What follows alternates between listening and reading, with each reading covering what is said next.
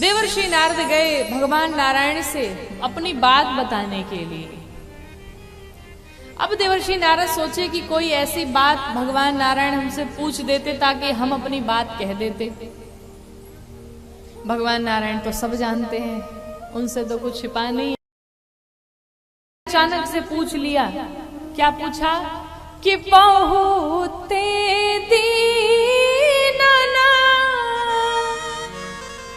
कीन्हा मुनिदाया।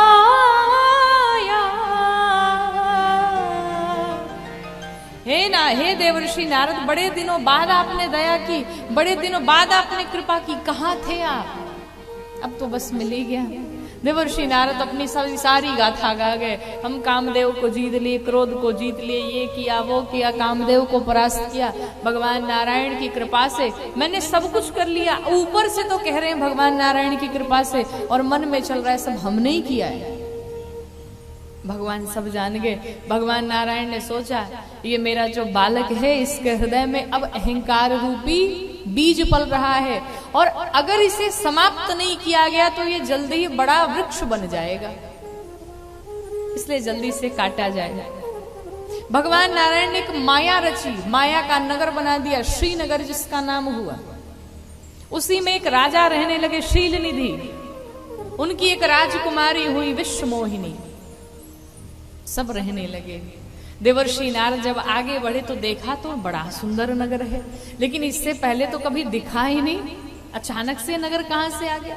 चलो देखता हूं, पता करता हूं क्या है कैसा है। देवर्षि नारद गए उस नगर में, तो जब राजा के पास गए, राजा ने बड़ा ही सेवा सत्कार सम्मान किया। उनकी जो बिटिया विश्वमोहिनी थी, विश्वमोहिनी जब आई देवर्षि नारद को प्रणाम करती हैं। राजा कहते हैं महाराज जी हमारी बिटिया हैं, और आप हमारी बिटिया के जरा हाथ देख करके बताइए इसके हाथ में इसके भविष्य में क्या लिखा है। महाराज वो तो विश्वमोहिनी थी। अब विश्वमोहिनी इतनी सुंदर कि देवर्षि नारद हाथ नहीं देके चेहरा देखने लगे। अब चेहरा ही देखने लगे। राजा ने कहा महाराज हमने चेहरा देखने को नहीं कहा, हमने हाथ देखने को कहा। हाँ देख रहा हूं, और चेहरा देखे जा रहे। चेहरे पर से नेत्र हटते ही नहीं महाराज के, देखे ही जा रहे। अंत में बहुत कहने के बाद देवर्षि नारद ने हाथ देखा, और उसी में चेहरा भी देख रहे, हाथ भी देख रहे, चेहरा भी देख रहे, हाथ भी देख रहे। देवर्षि नारद उल्टा पड़ गए। उस कन्या के हाथ में लिखा था किस कन्या का विवाह जिससे होगा वो तीनों लोकों का स्वामी होगा, अमर होगा। नरनाग किन्नर मिलके उसकी सेवा करेंगे, सब उसकी पूजा करेंगे। देवर्षि नारद ने सोचा बताओ इतनी कृपा, इतना बढ़िया, इस कन्या से विवाह करने के पश्चात। लेकिन नारद जी ने तो उल्टा पढ़ लिया। उस कन्या के हाथ में तो लिखा था कि जिससे विवाह होगा वो तीनों लोगों का स्वामी होगा, और देवर्षि नारद ने पढ़ लिया कि इस कन्या का विवाह जिससे होगा, विवाह होने के बाद वो तीनों लोगों का स्वामी बन जाएगा। अब नारद जी ने सोचा ये तो बहुत बढ़िया है, इतनी सुंदर कन्या भी है, मैं तीनों लोगों का राजा बन जाऊंगा, सब मिलके सेवा करेंगे, मेरी पूजा करेंगे, कितने ठाट बाट होंगे, बड़ा आनंद होगा। देवर्षि नारद सोचे लेकिन ये कन्या मिलेगी कैसे? कहा महाराज जी बताओ इनका विवाह कब है? महाराज ने कहा बस आज ही स्वयंवर रखा है। अरे राम ये तो बिल्कुल टाइम नहीं है, अब क्या करूं? अब तो समय भी नहीं कि तपस्या करके और भगवान से वरदान मांगू कि इनको हमें दे दो। अब क्या करूं? एक काम करता हूं, चलो यही भगवान नारायण को बुलाता हूं, भगवान से वरदान मांग लूंगा।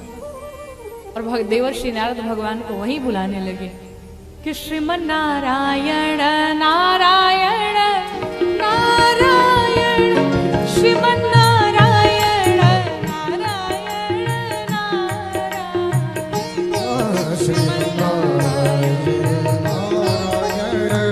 नारायण, श्रीमन नारायण नारायण नारायण, श्रीमन नारायण नारायण नारायण। श्रीमन्नारायण नारायण नारायण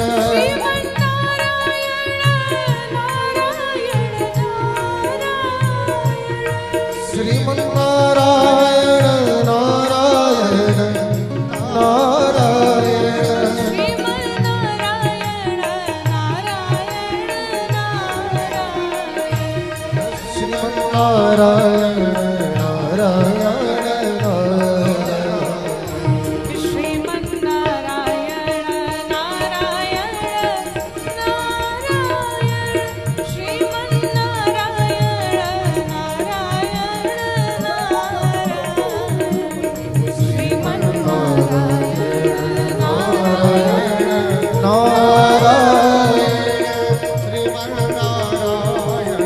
नारायण श्रीमन्नारायण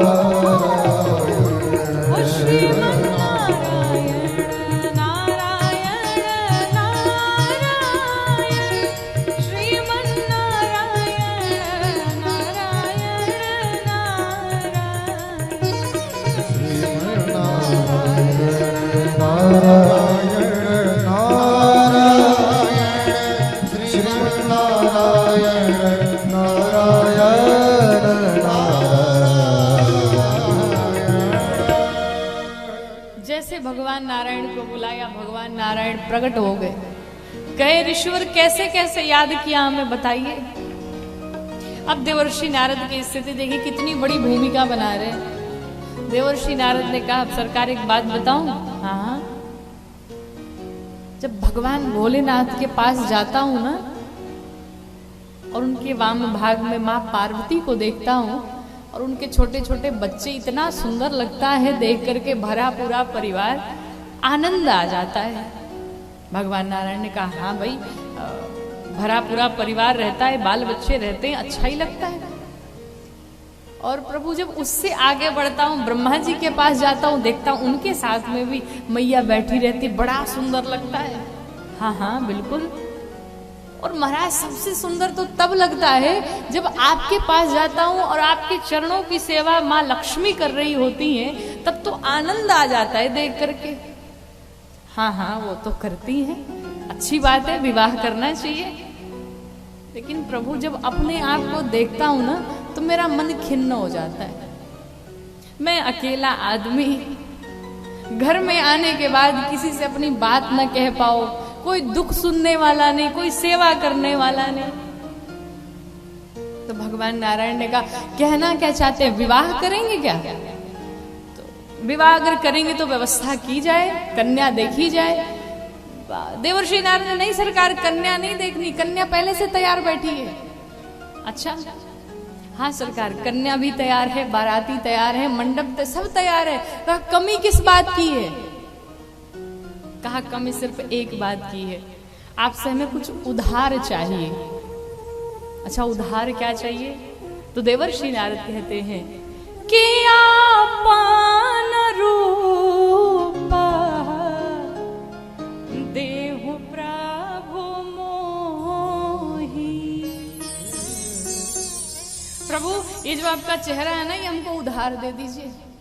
अब भगवान नारायण सोचे, वाह बेटा, चेहरा हमार ब्याह तोहार, ये कहीं होता है क्या?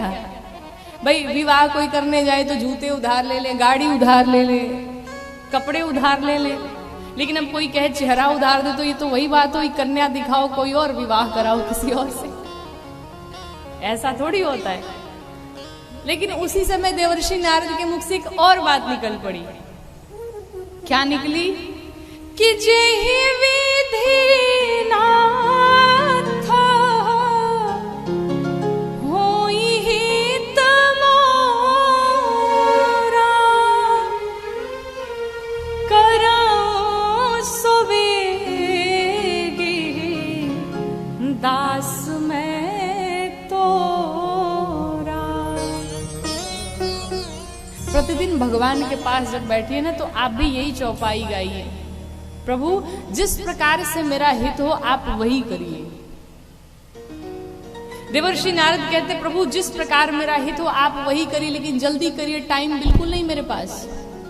उधर वरमाला शुरू है, भगवान नारायण ने कहा हित नहीं करूंगा, आपका परम हित करूंगा, चिंता न करिए। और भगवान नारायण ने बंदर का स्वरूप बना दिया, भयंकर बंदर का चेहरा बना दिया देवर्षि नारद का।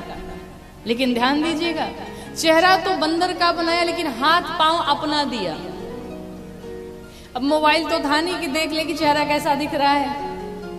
देवर्षि नारद ने जब हाथ देखा, पांव देखे, अरे बढ़िया सुंदर भगवान नारायण का मिला, लेकिन चेहरा नहीं देख पाए। अब भयानक बंदर का स्वरूप बना करके देवर्षि नारद चले, सीना चौड़ा करके एकदम आनंद में, आज इतने खुश हैं, प्रसन्न है कि क्या कहा जाए। लेकिन आप ध्यान दीजिए, ये स्वरूप किसी को दिखाई नहीं पड़ा, किसी को दिखाई नहीं पड़ा। किसको दिखाई पड़ा? सिर्फ विश्व मोहिनी को दिखाई पड़ा और भगवान शिव के 2 रुद्रगण थे उनको दिखाई पड़ा। बाकी सबको देवर्षि नारद के रूप में दिखाई पड़ रहे हैं। गणों को भी नहीं दिखाई पड़ रहा था, लेकिन भगवान शंकर ने अपने गणों को भेजा हुआ था वहां पे। क्यों? जाकर के लाइव टेलीकास्ट करना। जैसे यहाँ पे भैया लोग कर रहे हैं ना लाइव टेलीकास्ट, वैसे ही बाबा ने कहा लाइव चलाना, भाई मुझे लाइव देखना है क्या चल रहा है वहां पे। तो गणों ने कहा सरकार हमें तो कुछ दिखाई नहीं दे रहा है। बाबा ने कहा अभी कुछ करता हूं मैं। भगवान नारायण से कहा भाई उनको भी दो ऐसा सिस्टम कि वो भी लाइव दिखा सके। उन गणों को भी दिखाई देने लगा। अब जब देवर्षि नारद पहुंचे, जाने के बाद लोगों से पूछते ये बताओ कन्या गेट नंबर कौन से आएगी? लोगों ने कहा भाई कन्या गेट नंबर 1 से आएगी। देवर्षि नारद वन से प्रवेश किए। अब जितने राजा महाराजा देवता बैठे थे सब अपने अपने स्थान पे खड़े हो गए, ये जानकर कि ये संत हैं। और देवर्षि नारद को लगा कि आज हम इतने सुंदर दिखाई पड़ रहे कि सब मेरे सम्मान में खड़े हैं, ब्रह्म में जी रहे हैं। अब जैसे ही जा करके एकदम पहले नंबर सिंहासन पे बैठे, कहीं से मिस्टेक कोई ना हो जाए, पहले नंबर पे बैठ गए। तो जो भगवान के 2 रुद्रगण थे उन्होंने जब पीछे से देखा तो आपस में बात करने लगे, ओहो हो कितना सुंदर राजकुमार आया है आज। एक ने कहा तुम किसकी बात कर रहे हो? तो दूसरा कहता वो जो पहले नंबर पे बैठा है ना उसी की बात कर रहा हूं। अब तो देवर्षि नारद और टाइट होकर के बैठ गए, हमारी चर्चा चल रही है, आज हम बड़े सुंदर दिखाई पड़ रहे हैं, आज तो माला महाराज कहीं नहीं जानी है, माला तो मुझे ही मिलनी है। विश्व मोहिनी आई वरमाला लेकर के, और जैसे ही देवर्षि नारद को देखा, जिस पंक्ति में देवर्षि नारद बैठे थे उस पंक्ति में विश्व मोहिनी गई नहीं, और दूसरे पंक्ति में विश्व मोहन बैठे थे। विश्व मोहिनी जाकर के विश्व मोहन के गले में मां ने वरमाला पहना दिया। बोली लक्ष्मी नारायण भगवान की। जाके वरमाला तो पहना दिया। इधर गणों ने बाबा के पास सूचना पहुंचाई, बाबा बहुत गड़बड़ हो गई। भगवान शंकर ने पूछा हुआ क्या? कहा माला नहीं पड़ी। कहा फिर कहां गई? कहा विश्व मोहिनी ने तो सिर्फ एक बार देखा और दोबारा पलट के देखा ही नहीं। बाबा समझ लिए। क्या समझ लिए? बाबा जान गए कि अब मुझे क्या करना है। अच्छा, विश्व मोहिनी ने पलट के क्यों नहीं देखा? इसका एक कारण है। भगवान शंकर ने वही निश्चय कर लिया। क्या निश्चय किया? कि आज के बाद मैं भगवान का बंदर बन के जाऊंगा।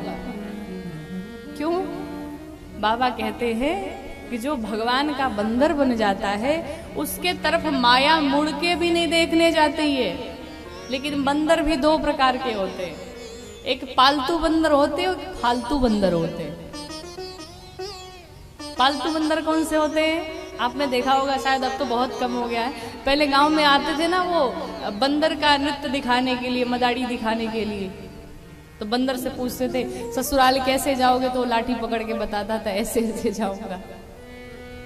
तो उसके गले में पट्टा बंधा रहता था। अब वो मदारी दिखाए न दिखाए, उसे पैसे मिले न मिले, लेकिन उसे अपने खाने की चिंता नहीं है। क्यों? क्योंकि वो जानता है मेरा मालिक बैठा है, मेरे खाने पीने हर चीज की व्यवस्था मेरा मालिक करेगा। लेकिन जो फालतू बंदर है वो इस पेड़ से उस पेड़ पर, उस पेड़ से उस पेड़ पर, कोई पूछने वाला नहीं है। उसी प्रकार से अगर बनना है तो भगवान के पालतू बंदर बनिए। और पालतू बंदर कौन है? जिसके माथे पर तिलक है, जिसने अपने गले में कंठी धारण की है, जिसने अपने हाथ में रक्षा सूत्र बांधा हुआ है, जो भगवान की भक्ति में लीन है, जो भगवान पर जिसको विश्वास है, वो भगवान का पालतू बंदर है। और वो ये जानता है कि मैं कुछ काम करूं न करूं, चाहे कुछ भी हो जाए, मेरा मालिक बैठा हुआ है, मुझे मेरे खाने पीने की कोई चिंता नहीं है। अब आप बताओ, भगवान के पालतू बंदर बनोगे कि फालतू बंदर? हैं? कौन कौन पालतू बंदर बनेगा? भाई हम तो बनेंगे, हम तो हैं ही, बनेंगे क्या? अच्छा, बीच वालों को भी संकोच है। तो बनना है तो भगवान के पालतू बंदर बन के रहिए। और जो भगवान के पालतू बंदर बन के रहते, उनको अपने खाने पीने की कोई चिंता नहीं करनी पड़ती। क्यों? क्योंकि वो मालिक बैठा हुआ है नचाने के लिए, कोई चिंता नहीं करनी। भगवान शंकर क्या बन के आए? बंदर बन के आए। हनुमान जी का वेश धारण किया। अब नारद जी बैठे बैठे सोच रहे हैं, आखिर मिस्टेक हुई कहां से? हम तो नंबर 1 पे बैठे भी थे, सुंदर भी दिखाई पड़ रहे थे, फिर भी माला नहीं मिली। माला दूसरे के पास कैसे गई? गणों ने कहा, ये बाबा, इस स्वरूप में इस जन्म में तो क्या अगले 7 जन्म में माला मिलने वाली नहीं है। अपना चेहरा तो देखो। और जब देवर्षि नारद ने अपना चेहरा देखा, भयानक बंदर का चेहरा, भयानक बंदर का चेहरा। देवर्षि नारद क्रोध में आ गए। दई हूं श्राप की मरी हूं जाई, जगत मोर उपहास कराई। आज या तो भगवान को श्राप दूंगा या अपने प्राण त्याग दूंगा, मर जाऊंगा मैं।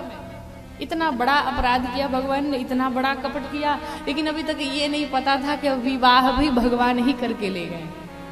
अभी सिर्फ यही पता था कि मेरा चेहरा ऐसा बनाया।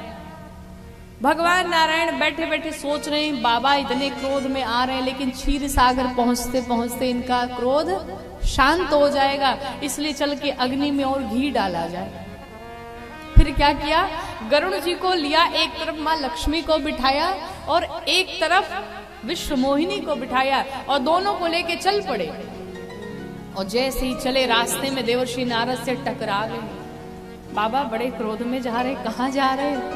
बड़े क्रोधित दिखाई पड़ रहे, सब ठीक तो है?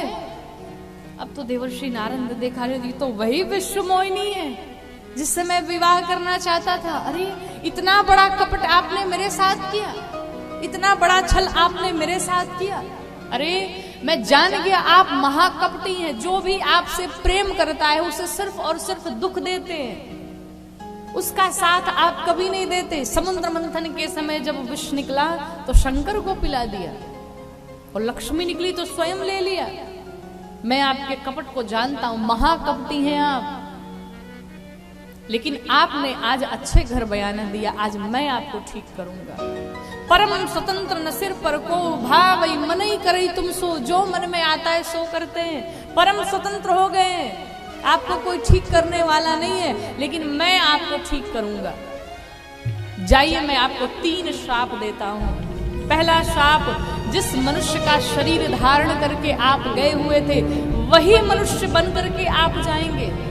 दूसरा श्राप, जिस प्रकार से जो बंदर का चेहरा आपने मुझे दिया यही बंदर। 3 श्राप दे दिया देवर्षि नारद ने। और जैसे ही श्राप दिया, भगवान ने अपनी माया हटा ली कि जब हरि माया दूरी निवारी और नहीं तहाँ रमा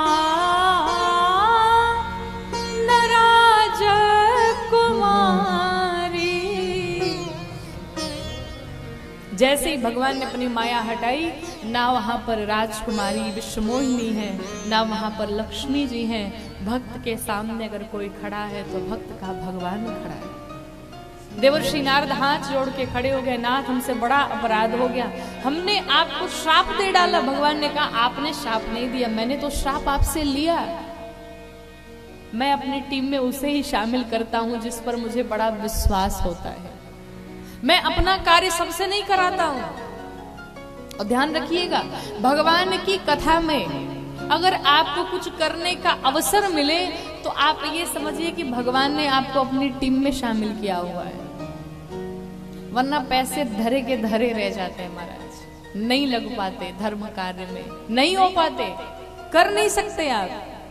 लेकिन आपके द्वारा अगर किसी का कल्याण हो रहा है, आपके द्वारा अगर भगवत चर्चा हो रही है, तो निश्चित रूप से ये ठाकुर जी की विशेष कृपा है। भगवान ने कहा मुझे आप पर विश्वास था, इसीलिए मैंने इस लीला में आपको शामिल किया, और मैं अपने भक्तों का सदैव कल्याण चाहता हूं, इसीलिए मैंने ये पूरी लीला रची, क्योंकि आपके भीतर अहंकार पल रहा था। देवर्षि नारद को कहा जाइए भगवान शिव जी के नाम का उच्चारण करिए, आपके मन को शांति मिलेगी। वही तो जो रुद्रगण थे उन गणों को शाप दे दिया, जाओ राक्षस बन जाओ, और वही गण शापित होकर के रावण और कुंभकर्ण बन के आए और भगवान राम का अवतार हुआ।